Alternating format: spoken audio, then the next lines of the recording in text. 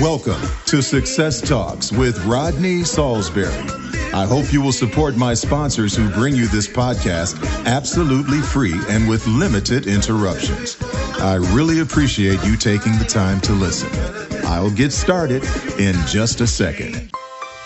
The reviews are in. The book from voiceover superstar and coach Rodney Saulsberry is another runaway hit. Readers from all over the world are raving about tongue twisters and vocal warm-ups.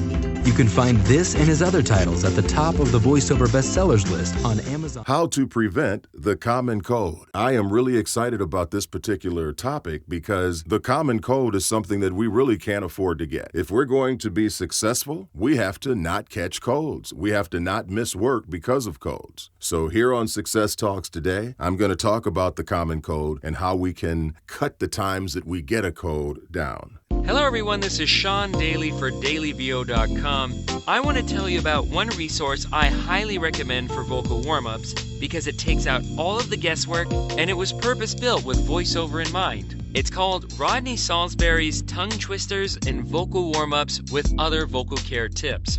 How's that for a title? So in case you don't know, Rodney Saulsberry is a top-tier talent and coach, motivational speaker, and author of several books on voice acting, including You Can Bank on Your Voice and Step Up to the Mic. The book is available in print and on Kindle, and you can find it at Amazon or Rodney's personal website, rodneysaulsberry.com. What is a common cold, also known as viral rhinitis? The common cold is one of the most common infectious diseases in humans. Because of the large number of people who get the common cold, this illness results in more than 22 million days of missed school and an even greater number of absent days from work every year in the United States. The average American has 1 to 3 colds per year. And we'll be back after this message. You Can Bank on Your Voice, 2nd edition. Get your copy at Amazon.com. Get the audiobook on Audible.com. You Can Bank on Your Voice, 2nd edition. Get your copy today. The common cold is an upper respiratory infection that is caused by several families of viruses. Within these virus families, more than 200 specific viruses that can cause the common cold have been identified. Now, there are other important upper respiratory viruses, and they range all the way from coronavirus. We know how serious that is. And there are many other distinct virus types out there. And since so many viruses can cause cold symptoms, development of a vaccine for the common cold has not been possible. Let's talk about some of the symptoms. The common cold causes a group of symptoms that are easily recognized by patients and doctors. Now, because the common cold is so common, a lot of times we think that we can handle it on our own and we don't need to see a doctor. But it's important to have a diagnosis. Most people diagnose the common cold by the typical symptoms of a runny nose, congestion, and sneezing. Usually, it isn't necessary for you to see a healthcare provider.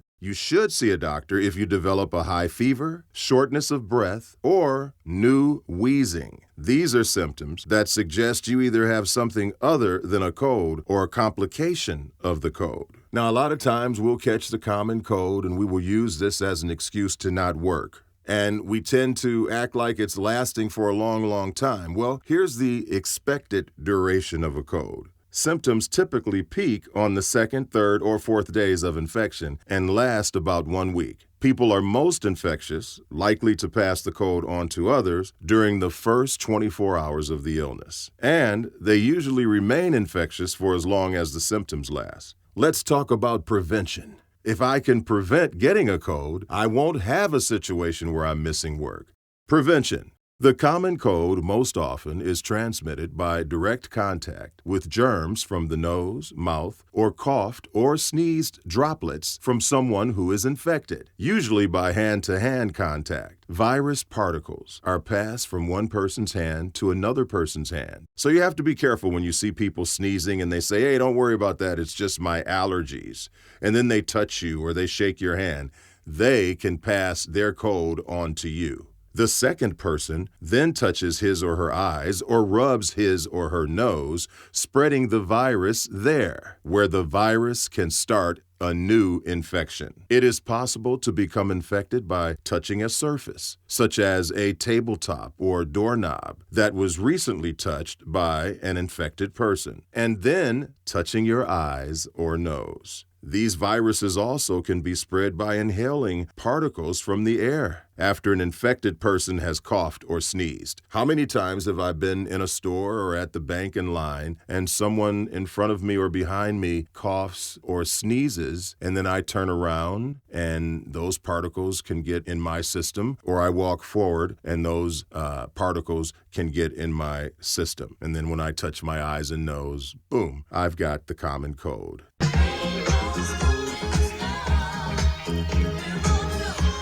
Graylin Brown, the new novel by Rodney Saulsberry. It's the heartwarming story about a family in Detroit. The Motown sound was alive and well. The Philly soul sound was alive and well. And the big three automakers were making wonderful cars every day. Graylin Brown, the novel. Get your copy at Amazon.com or wherever books are sold.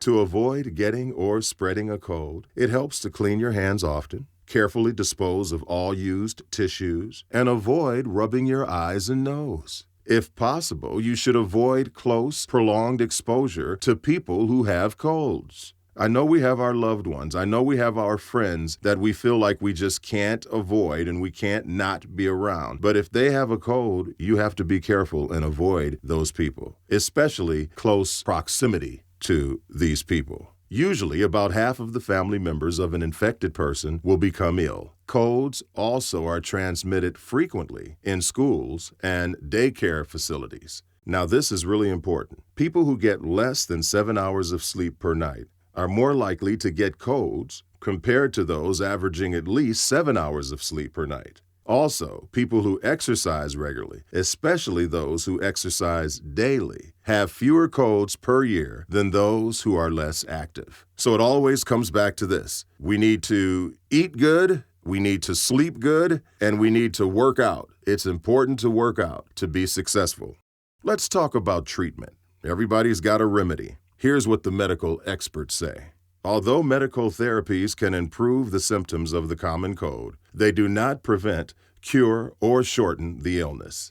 Drink enough fluids, get plenty of rest, and treat your symptoms to keep yourself as comfortable as possible. Gargling warm salt water can soothe a sore throat. Inhaling steam may improve nasal congestion temporarily. Over-the-counter cold remedies that contain a decongestant will help to dry secretions and relieve congestion. These remedies also may relieve the cough if the cough is triggered by mucus in the throat. Now, this is really important. You need to keep in mind that antibiotics do not cure the common cold or shorten the length of time the symptoms last. That's a rumor we've all heard before, that antibiotics help. But the truth is, antibiotics do not cure the common cold or shorten the length of time that symptoms last. Some studies suggest that zinc lozenges may shorten the duration of symptoms, but questions remain regarding the best and safest dose. The bottom line is this: we don't want something as simple as the common cold to stop us from being successful every day. And we here at Success Talks are proud to bring you important information that can help you today, tomorrow, and forevermore. Portions of this podcast come from a website called drugs.com, an article titled Common Cold Viral Rhinitis, medically reviewed by drugs.com, August 24th, 2022.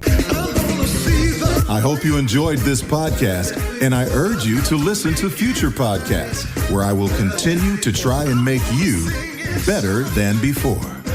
My goal is to point you in a positive direction to success, right here on Success Talks with me, Rodney Saulsberry.